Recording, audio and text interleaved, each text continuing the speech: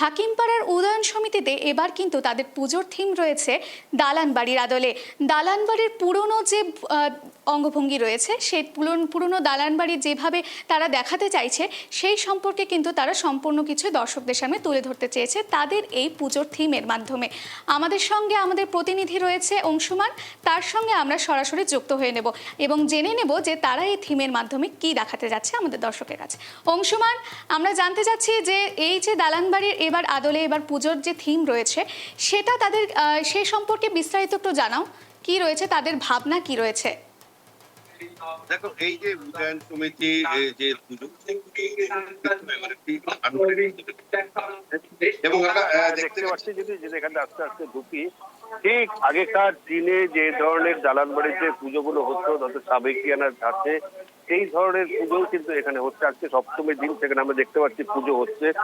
এবং এই যে দালান বাড়ি, অর্থাৎ আগের দিনের যে বাড়িগুলোতে একটা সময় পুজো হতো, কিন্তু বর্তমানে সিমেন্ট যুগে সেই সব বাড়ির পুজোগুলো অনেকটাই ম্লান হয়ে গিয়েছে।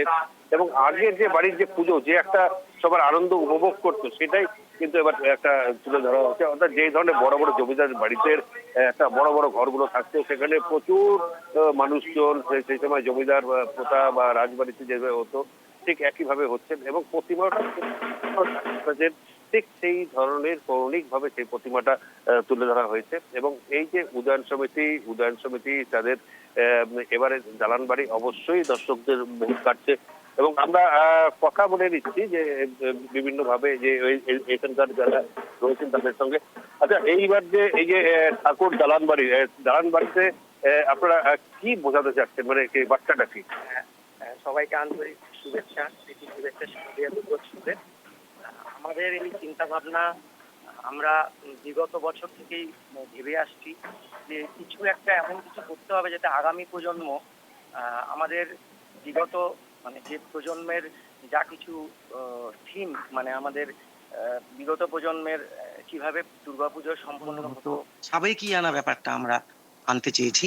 আমরা এটাকে থিম বলবো না, এটা আমাদের সেটাই আমাদের মূল ভাবনা যে আগামী প্রজন্ম তো এখন কেবল মোবাইল এবং ইন্টারনেটেই সীমাবদ্ধ, যাতে তারা পিছনে কি ঘটেছিল এটা, যেমন আমাদের এবার পদ্মা পাড়ের জমিদার বাড়ি, তো কিভাবে আগে দুর্গাপুজো সম্পন্ন হতো, কিভাবে দুর্গাপুজোর সাবেকিয়ানা ব্যাপারটা থাকতো।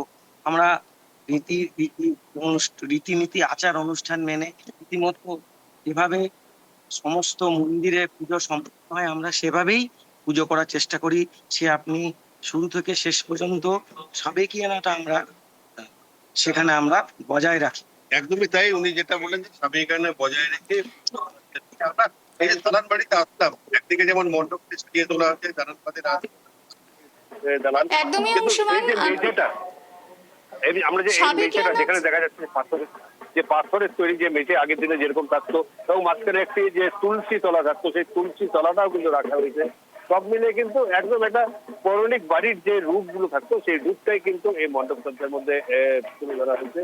এই সপ্তমীর দিন সেখানে দেখা যাচ্ছে যে পুজো কিন্তু চলছে। এবং প্রতিমাটা যে আমরা দেখাবো যারা দর্শক হয়েছে, প্রতিমাটা কিন্তু ডাকের সাজের প্রতিমা, ঠিক যেই ধরনের আগের বাড়িতে প্রতিমাগুলো থাকতো সেই পুজো থেকে আজকে সেই সপ্তমীর পুজোগুলো এখান থেকে হয়ে যাচ্ছে এবং পুজোতে বসে গিয়েছে সবাই। এবং সেই প্রতিমাটা আমরা যে দেখাচ্ছি, এবং পাশাপাশি যে এখানে কিছু তাদের সঙ্গে কথা বলে চেষ্টা করবো। এই যে উদয়ন সমিতিতে প্রত্যেকবারই কিন্তু বারবার করে চমক থাকে বিভিন্ন ভাবে। তারাও কিন্তু এবারেই দালান বাড়িটা তুলে ধরেছে, দর্শকদের অবশ্যই মন কাড়বে। এবং যেহেতু সপ্তমীর দিন এখন সকাল কিছুক্ষণ বাদেই হয়তো জনসমাগম হবে, অবশ্যই এই মুহূর্তে আমরা উদয়ন সমিতির একটি হাকিমপাড়ার উদয়ন সমিতি। ধন্যবাদ অংশুমান।